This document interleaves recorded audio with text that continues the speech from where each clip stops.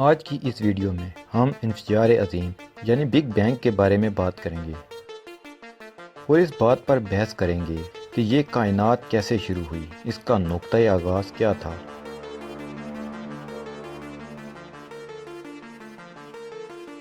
جو سوال ہمیشہ سے انسان کے دماغ میں کلبلاتے رہے ہیں، ان میں اول کائنات کے ان سربستہ رازوں کا اصول ہے جن میں سے کچھ سے پردہ اٹھایا جا چکا ہے اور بہت سو کی کھوج ابھی باقی ہے۔ بگ بینگ انگریزی زبان کا لفظ ہے جس کے معنی بڑے دھماکے کے ہیں۔ بگ بینگ دراصل وہ دھماکہ ہے جس سے ہماری یہ کائنات وجود میں آئی ہے۔ اس نظریے کے مطابق کائنات کے وجود میں آنے سے پہلے تمام مادہ ایک سوئی کے 1000ویں حصے کے برابر نہایت خفیف جگہ میں قید تھا۔ اگر مادے میں بہت زیادہ توانائی ہو، دنیا کے کسی بھی ذریعے سے حاصل کردہ توانائی سے زیادہ، تو کشش ثقل یعنی گریوٹی چیزوں کو اپنی جانب کھینچنے کے بجائے ایک دوسرے سے دور دھکیلنے والی قوت بن جاتی ہے۔ چنانچہ سائنس کے مطابق یہی بگ بینگ کا وہ نقطۂ آغاز تھا جب تمام مادہ ایک دھماکے جیسی صورتحال کے بعد انتہائی تیزی سے ایک دوسرے سے دور ہونے لگا اور خلا میں پھیل گیا۔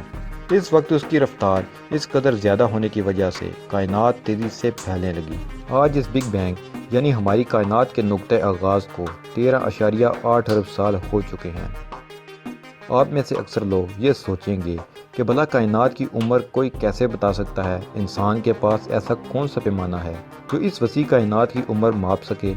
تو اس کا جواب ہمیں ہبل خلائی دوربین نے دیا ہے۔ اس دوربین کی مدد سے لی گئی تصاویر میں ہمیں جو سب سے پرانی کہکشاں ملتی ہے وہ زمین سے 13.4 ارب نوری سال دور واقع ہے۔ اب سوچ رہے ہوں گے کہ نوری سال کیا ہے؟ نوری سال دراصل وقت کا پیمانہ نہیں ہے بلکہ فاصلے کا پیمانہ ہے، اور ایک نوری سال کا فاصلہ تقریباً 10 کھرب کلومیٹر کے برابر ہے۔ یہ فاصلہ روشنی ایک سال میں طے کرتی ہے۔ اب آپ خود اندازہ لگا سکتے ہیں کہ جہاں ایک نوری سال ہی 10 کھرب کلومیٹر کے برابر ہے تو 13.8 ارب نوری سال کتنے کلومیٹر کے برابر ہوں گے؟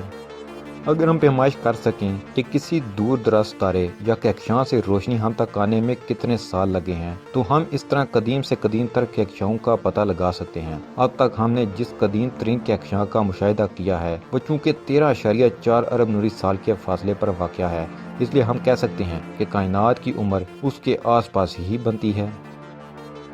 چلیے کائنات کے وجود میں آنے کے بعد کے حالات پر واپس آتے ہیں۔ 13.8 ارب سال پہلے نہ یہ سورج تھا، نہ یہ ستارے، نہ یہ کہکشاں، نہ یہ نظارے، بلکہ صرف دھماکے کے نتیجے میں پیدا ہونے والے بڑے بڑے ہائیڈروجن گیس کے بادل تھے۔ خلا میں موجود ان بادلوں کے جن حصوں میں ہائیڈروجن اور ہیلیم کی مقدار زیادہ تھی، ان حصوں میں گیسز سکڑنے لگی اور سکڑتے سکڑتے کافی گرم اجسام کی شکل اختیار کر گئی جنہیں ہم ستارے کہتے ہیں۔ مزید برآں ان ستاروں کے آس پاس جہاں گیسز کی مقدار کم تھی وہاں بھی گیسز سکڑتی گئیں اور گرم اجسام بنے جو ستاروں سے چھوٹے تھے اور کسی اپنے سے بڑے نزدیکی ستارے کی بہت زیادہ کشش کی وجہ سے اس ستارے کے گرد مدار میں چکر لگانے لگے۔ ان اجسام کو ہم سیارے کہتے ہیں۔